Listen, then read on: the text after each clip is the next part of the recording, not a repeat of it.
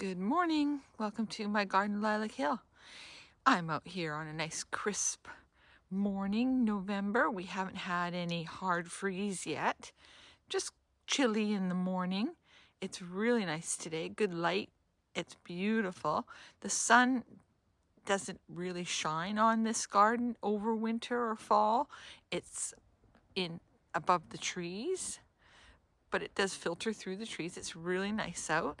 And today I want to share some of the projects I'm working on and a new find for free.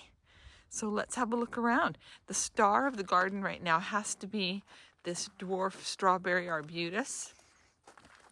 This was just a scruffy little thing when I got it from the garden center.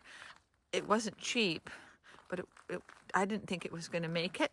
But it's been in this big urn, frost-free ceramic pot for a year now. This is probably its first full season, and it has lots of the little flowers and wonderful big fat red berries. There's more down there. Apparently they are edible, but I have it here because from a distance, it actually acts as a bit of a privacy screen for the garden, which is really nice.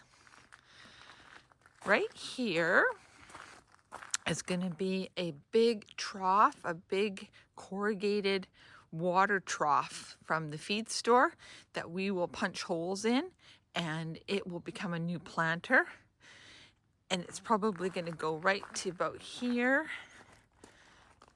right about here and across, right about here. And it's just going to be a beautiful new planter. I'm going to put in those really nice lemon cypress to carry that look over from the cherry tree garden. So I'm excited to get that. We'll get that in the late winter, early spring, as soon as they're available. And things are starting to drop their leaves. This little spirea. Look at this calendula still blooming. So we haven't had a really hard kill frost. We don't really get hard frost till January. But with everything that's happening, with climate change, we could probably get a hard frost at any time. It really is an unpredictable environment for gardening. You just got to go with the flow. This, I've mentioned before, is going to become a new perennial bed, and I want it to be aromatic. So maybe things like the bee balm. I've got bee balm called Fireball, and it needs to probably come out of its pot. But I think the bee balm Fireball would be really nice in this bed. It's already got perennial daisies. This was from a perennial wildflower mix, and those daisies go to about 6 feet. And they're already pushing up their new shoots. So I think it'll just be a fun bed, and then maybe some more herbs. I don't really mind if they spread. It's not really too much damage they can do in here. There's already some thyme on this side. The rogue foxglove, they just pop up wherever they want. And even this artichoke is still sending up leaves. Oh, and the cats, of course, have to make their mark.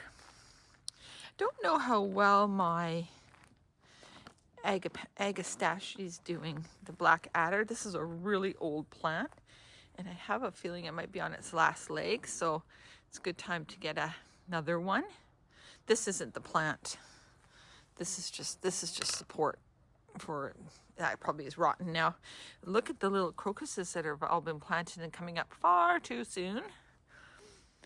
Abbott's Wood. I think this is a potentilla and a rock rose. But things are finishing. So over here, my tree peony has all its new buds. So what will happen is this will become a new flower. And this is a new bud here. And then I'll trim off that previous year's flower once the buds have gotten a little bit bigger. But this is an old plant. I got this in the early well, late 1990s. So that's close to 30 years ago, at least 25. My fall mum, a little bit heavy with dew, but still a beautiful plant. Really nice looking plant for the season. Goes, just is really nice all year round. It's pink flowers. Hydrangea's losing its leaves. That's normal, but lots of buds for next year. But this was the free item I just got from our recycling center. And it is a wonderful, absolutely solid table. I did put a plastic wrap on it because I wanted to keep it out of the elements, but look at that. That is going to be fantastic for plants for next year. And what I'm planning on here is the ligularia, which were on these raised bricks, but I've moved them because they got really bad slug damage. Even in pots raised up off the ground, the slugs still managed to find them. So I'm going to use this as a display table. It needs to be leveled. It's on a lean. As you can see, it's going to be a great space for some plants and some display. And it's really, even though it's got bricks on it, but it's really, really heavy.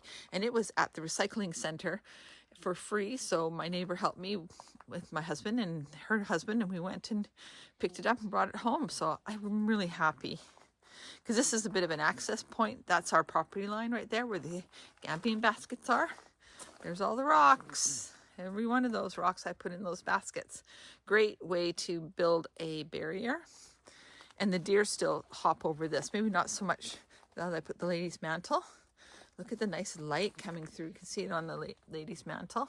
So that's about as high as the sun. The sun's just coming through the neighbor's trees. And that's Anne's top garden. Okay, so that's my new find.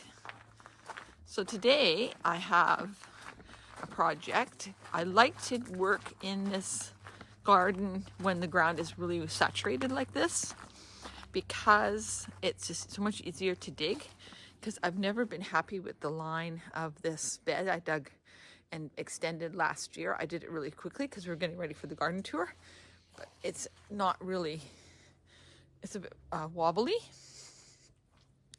So I really want to bring this out, and this grass will lift really nicely now and bring it out into just a nice big round, right sort of where the bottom of the camera is, and then tying it back into this corner.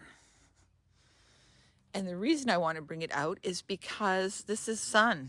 When I do have sun in the morning, this is a nice sun area. That is east. You can see the mist rising off the tree line. It's beautiful right now. As things warm up. So this garden does stay shady all day in the winter, fall, winter, and then I'll get a bit of afternoon sun.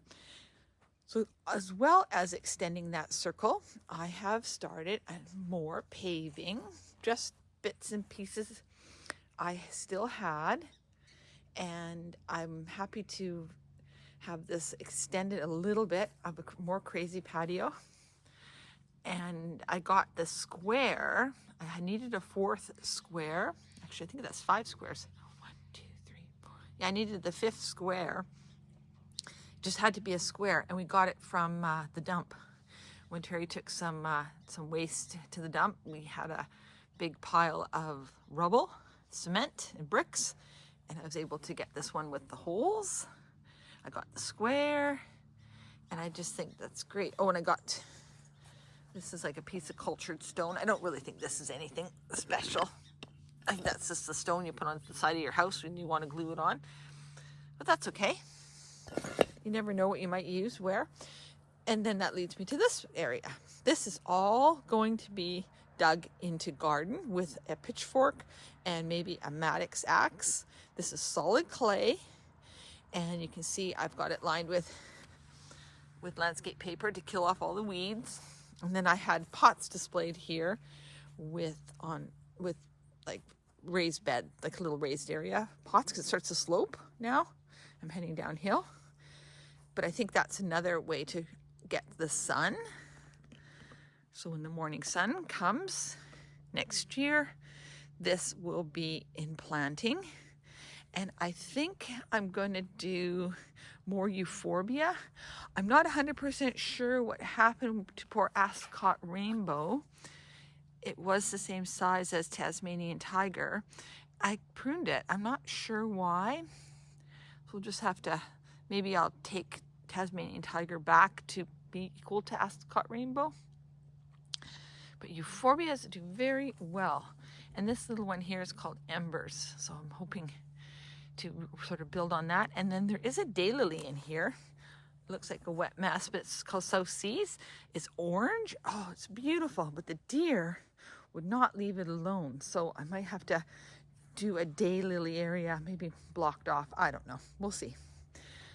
But yeah, so things are definitely switching. You can definitely see the leaves have come off a lot of the plants. Look at the beautyberry, wonderful purple. Yeah, and then I've got a bit more work on my hillside to do, so I can bring in some of this geranium. I'll show you the geranium. I'm going to move some parts of it and look at the mum. Yeah, I had one called Matchsticks, and the deer ate every flower. Rude little buggers. I've nibbled this one a little bit, but it's really pretty. Good fall plant, the mum, chrysanthemums. The dome is hiding the Daphne for frost.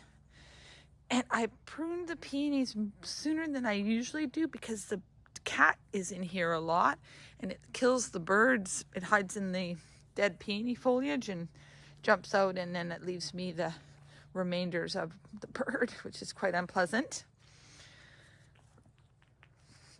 Oh, and the Christmas lights are up. They look a little bit higgledy-piggledy in the daylight, but when it's dark and I turn them on, they're quite lovely.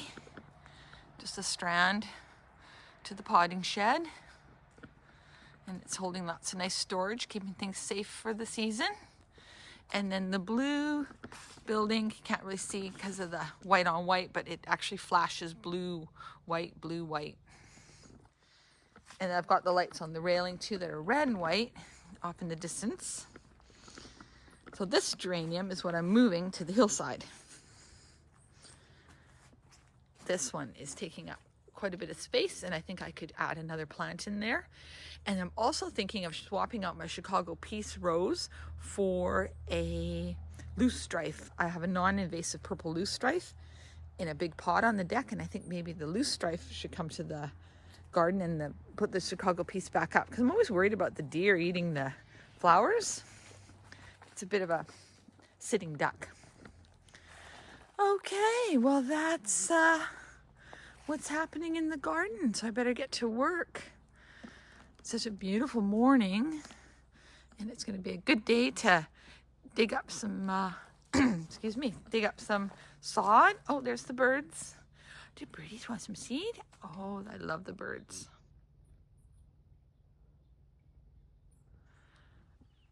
So on this beautiful morning, thank you for watching.